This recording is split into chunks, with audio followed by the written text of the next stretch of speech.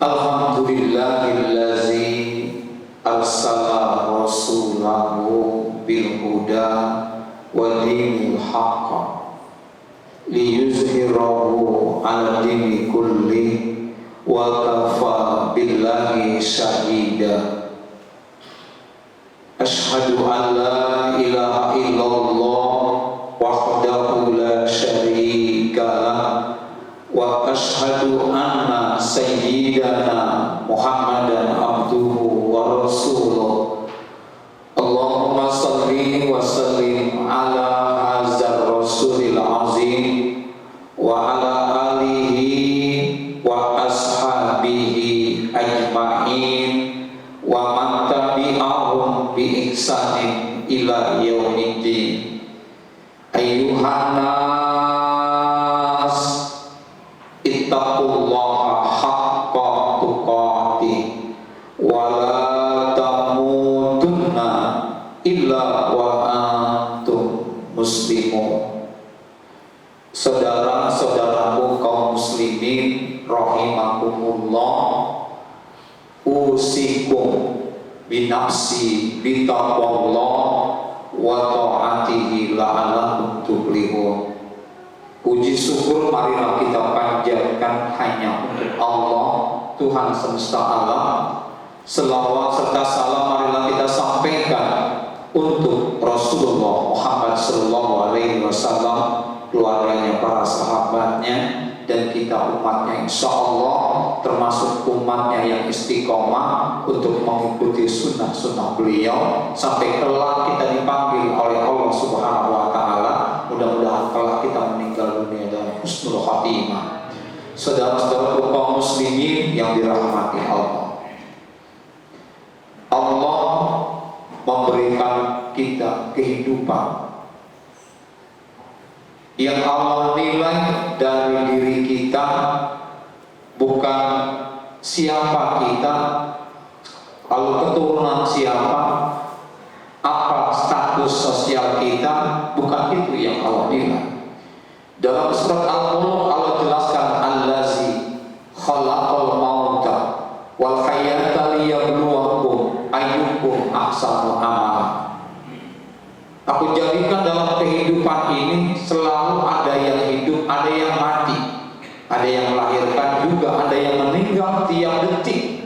Kenapa Allah buat seperti itu? Ungkapan Allah untuk menguji kalian, siapa di antara kalian yang paling baik amal perbuatannya. Itulah yang dinilai dari hidup kita.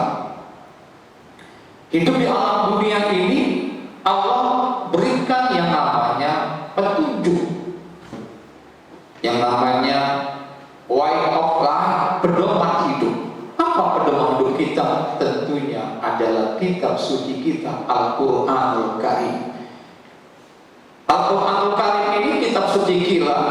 Itu Al-Imam Jalaluddin As-Suyuti pernah mengungkapkan definisi Al-Quran. Antara lain beliau ungkapkan Al-Quran kalamullahil munazzal ala sayyidina Muhammadin bil a'jazi bi aqsari suratul muta'abbadu bitilawati. Al-Quran adalah kalam Allah yang diturunkan kepada Nabi Muhammad SAW untuk melemahkan orang yang menentangnya, meskipun dengan surat yang paling pendek dan yang membacanya termasuk kategori ibadah. Demikian diungkapkan oleh Al-Imam Jalaluddin tentang definisi dari Al-Quran. Kenapa harus Al-Quran? Allah Subhanahu wa Ta'ala jelaskan di dalam Al-Quran, di surat Al-Ma'idah sebelum terakhir, itu Allah tegaskan, al-yawma akmaltu lakum dinakum wa atmamtu alaikum nikmati wa raditu lakumul Islam madinah. Pada hari ini telah kusempurnakan bagimu agamamu dan telah kucukupkan nikmat karuniaku dan telah kuridhoi Islam sebagai agamamu. Ayat ini Allah Tuhan ayat paling akhir setelah ayat itu turun. Al-Quran 30 juz, 114 surah, 6.666 ayat lebih telah selesai. Al-Quran Allah jelaskan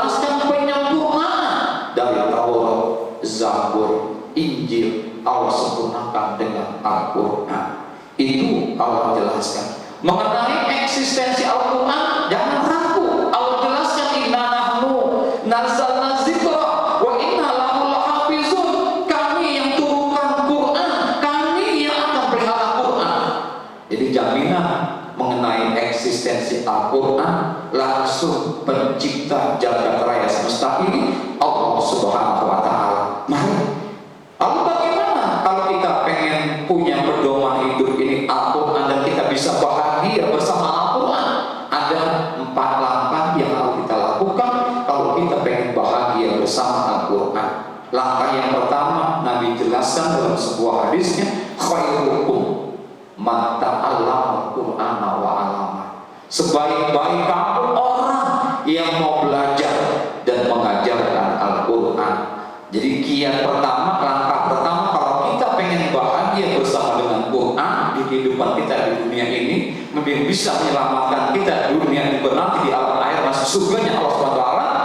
Langkah pertama, pelajari dan belajarlah tentang Al-Quran. Harus ada orang yang mengajarkannya, karena Al-Quran itu bahasa Arab, itu ada makhrajul huruf, juga ada tata cara baca Quran yang baik yang namanya ilmu tajwid, perlu ada gurunya. Itu langkah pertama, pelajari. Langkah yang kedua, baca berulang-ulang. Kata Rasulullah, alif lam mim itu bukan satu huruf, tapi alif sendiri, lam sendiri, mim sendiri. Masing-masing huruf itu punya pahala sendiri-sendiri. Alif itu 10 tanpa wudu, dalam pakai wudu 25, dalam sholat bisa 100 pahala satu huruf. Baca berulang-ulang, pelajari, kemudian baca ulang-ulang, kita tadaruskan, jadikan dia wirid kita, zikir kita, agar kita menjadi tenang. Ala bizikrillah tatma'innul qulub. Zikir yang paling baik adalah tilawatil Quran. Mari kita buktikan benar gak dengan Quran itu hidup kita bisa indah. Yang ketiga, kalau ingatkan dalam surat Sad ayat ke-30, A'udzubillahi minasyaitonirrajim, kita ampun, anzalnahu ilaika mubarakul liyadabbaru ayatihi wa liyatazakkaru ulul albab. Kitab suci Al-Quran yang diturunkan kepadamu membawa berkah, dengan catatan ayat yang sudah kamu baca, kamu renungkan itu ayat itu maknanya untuk apa? Agar orang-orang yang akalnya sehat mendapatkan pelajaran. Itu sindiran Allah. Jadi kalau ada orang baca Quran dan dia tidak bagus akhlaknya, ada yang salah. Kenapa? Karena dia tidak merenungkan ayat itu yang dibaca itu untuk apa? Apakah berupa perintah? Apakah berupa larangan? Apakah itu hanya sebuah kisah sejarah? Atau hanya sekedar anjuran? Itu yang perlu direnungkan setelah Al-Quran dibaca. Yang terakhir, final, ini yang paling berat. Setelah kita belajar, kita tadaruskan berulang-ulang, mau 5 ayat setiap harinya, nggak masalah, yang penting rutin. Kemudian lagi kita renungkan makna ayatnya. Yang terakhir, kita amalkan. Apa? Kalau itu perintah, kerjakan. Larangan, tinggalkan. Kalau itu tugas sejarah, ambil iktibar dari peristiwa itu. Yang bagus, yang berhasil, tiru. Yang jelek, tinggalkan. Itu yang harus kita lakukan kalau kita pengen bahagia bersama Quran. Kabulullah antum wa ta'ala. Amat besar kebencian Allah jika kamu mengatakan kamu tidak pernah berbuat seperti apa yang kamu sampaikan. Nauzubillah. Mari lewat mimbar Jumat yang singkat ini kita evaluasi bahagia selama ini kita punya, kita terjatuh kehidupan kita. Kalau belum, kita evaluasi lagi langkah tadi. Sudahkah kita belajar dengan benar?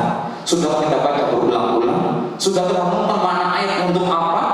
Sudah kita amalkan kalau itu perintah? Sudah terlarang, tinggalkan larangan. Kalau sudah, insya Allah kebahagiaan akan kita miliki bukan cuma di dunia, tapi juga telah di alam akhirat. Mohon maaf jika ada kata yang kurang berkenan. Barakallahu li wa lakum bil Qur'anil azim wa nafa'ni wa iyyakum bil ayati wa zikril hakim. Aqulu qouli hadza astaghfiruhu innahu huwal ghafurur rahim.